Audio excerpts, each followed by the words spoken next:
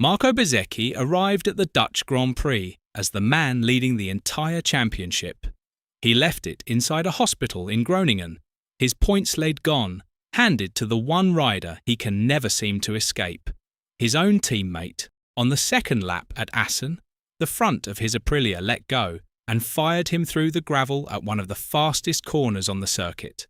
And by the time the medical crew reached him, the title lead he had carried for months had slid quietly across to the other side of his own garage. Aprilia called it severe pain. The standings called it something colder. So how does a championship leader lose everything in a single corner? And why is almost nobody in the paddock calling this crash bad luck? Here is what makes this different from an ordinary crash. Riders go down every weekend, and most of the time it costs them a result and nothing more.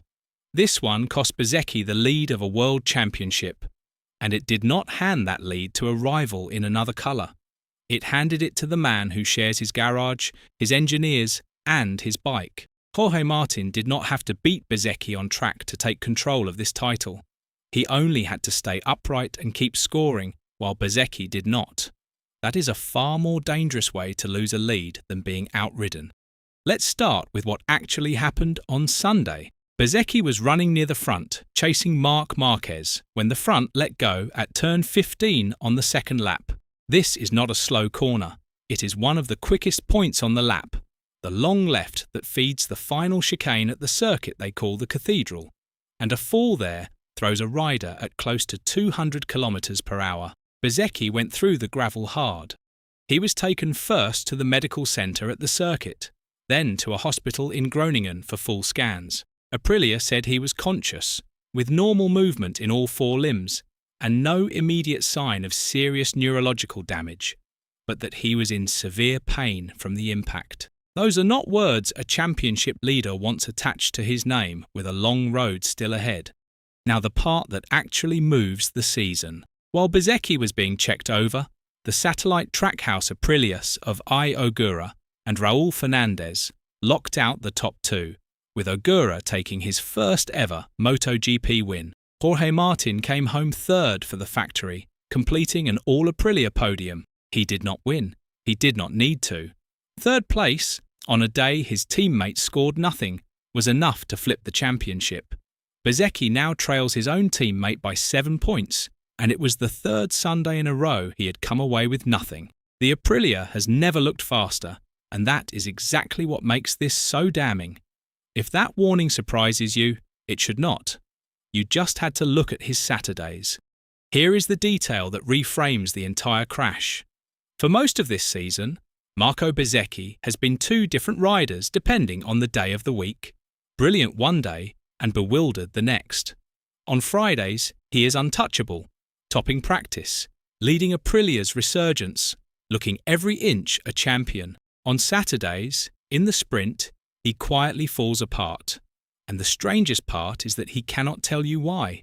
After the Assen sprint, where he started near the front and then slid backwards through the order, Bezzecchi was asked what keeps going wrong. His answer was not an excuse. It was a confession. "So we have to understand," he said. A championship leader, halfway through the year, admitting he does not know why he keeps leaking points on Saturdays. He talked about feeling strong in practice on both tyres, then losing that feeling in the opening laps, swallowed by riders who had started behind him. The pace was there on Friday. It vanished when it counted.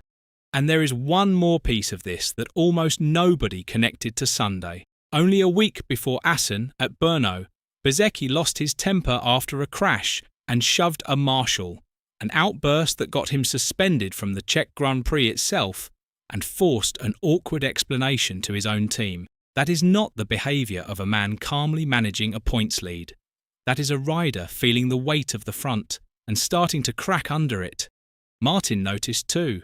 Asked about the Brno incident, he did not pile on his teammate. "In the heat of the moment, Marco did what he did," Martin said, before adding that after the penalty, he won't do it again. Measured, patient. The words of a man content to let the lead come to him rather than rip it away. Two riders, same machine, two completely different temperaments under the exact same pressure. One was unravelling in public. The other was simply staying on the bike. So when Bezzecchi pushed too hard, too early, chasing Marquez on lap 2 with a title to protect, it was not bad luck out of nowhere. It was the same aggression that built the lead, finally collecting its bill. This is where the story stops being about one crash. For months, people looked at the standings, saw a points leader, and assumed the championship was his to lose. The truth is colder. The lead was never as solid as the number made it look.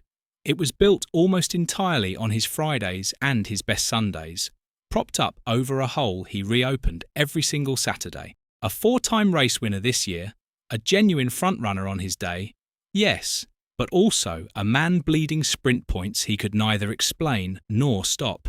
Every Saturday he could not solve was a quiet deposit into someone else's championship account. Martin never had to outride him to close the gap.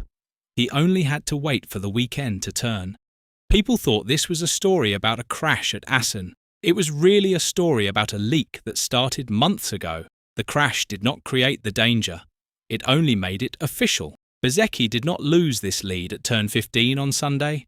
He had been losing it in small pieces every Saturday since the spring, and Assen was just the week the whole bill came due at once. And the cruelest part, the man who now holds his lead did not take it by force. Martin inherited it by doing nothing dramatic at all, finishing third, staying calm, staying upright, while the rider beside him burned his season down at one of the fastest corners on the track. So where does this leave Marco Bezzecchi? It leaves him chasing a championship from a hospital bed, 7 points behind a teammate who has every weapon he has, plus one he does not. Composure. Martin does not need to attack.